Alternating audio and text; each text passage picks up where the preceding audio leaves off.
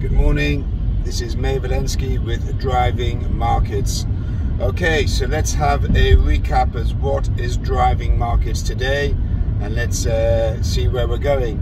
So yesterday, as I stated on several of the YouTubes, several of the broadcasts, that there will be an FOMC summary meeting yesterday, 2 o'clock New York time, 7 o'clock UK time, evening, 7 o'clock in the evening UK time.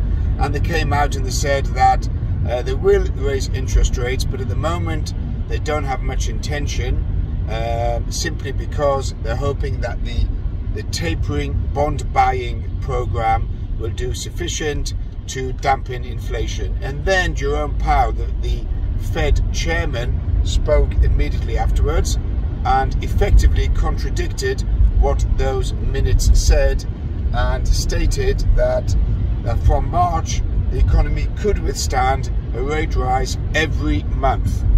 Wow, every month. So I've been saying it all along that interest rates are going to rise 4 to 5 times. Jerome Powell, the Fed chairman, comes along and says, well, actually from March we could see an interest rate rise every month.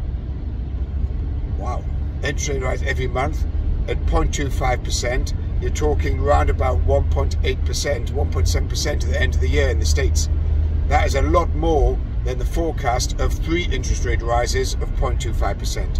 Subsequently, what happened in the markets? The markets went up after the minutes were released, and then the market came tumbling down after Jerome Powell, the Fed chairman, came out with a statement regarding interest rates. What is clear is that the Fed don't know what to do. What they're afraid of is frightening the markets, and they're afraid of a complete and utter correction of 20-30%.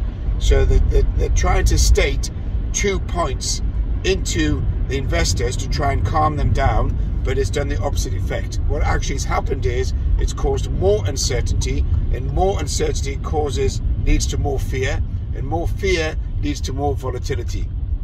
So you're probably going to see a lot more volatility. Overnight futures came down significantly.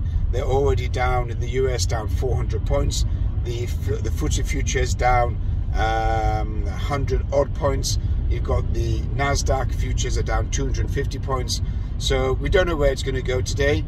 My gut feeling is that we're going to go lower. But who knows? You could end up with a massive bounce as we've had in the last few days.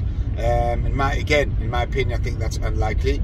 Now that the Fed has come out with unclear direction, there's no clear direction which way they're going in, and that's just led to more uncertainty, and more uncertainty leads to more fear and more volatility. Yesterday, the couple of companies reported. Texas Instruments was one of them. The biggest one that most people are interested in is Tesla. That went up 4.5% on a 65% increase in their profits to 17.7 billion turnover, which is incredible. Tesla has also stated they've got some major supply chain issues, and can you imagine where Tesla would be if those supply issues were not there? Wow, they'd be flying. There'd probably be something today about $2,000 a share, but at the moment they're running at about $982 a share, and that's mainly due on the fact that their supply chain is being disrupted. Please know that Tesla do have a very high valuation, extremely high, but speculators and investors have discarded that and gone for it. It's definitely a market leader, and it's caught the attention of everyone, especially when the head, the CEO of Tesla, is quite an erratic individual, Elon Musk, and he comes out with statements a bit like Donald Trump now and again. And I love Donald Trump, just to be absolutely clear. I'm a big Donald Trump fan. Okay, so today you're going to have more volatility. You've got a few more companies reporting. Yesterday, this week, Microsoft beat expectations, so the market was up yesterday during the day on the back of Microsoft, and then the Fed chair just hammered it and the market came significantly down. So there's a lot of volatility, no clear direction as to where we're going, a lot of speculation, and let's see what happens. So if you need to get hold of me, contact me on LinkedIn on YouTube. You can comment on the YouTube. You can do the likes and subscribe. The likes are really low, so I'm really encouraging you to do some likes.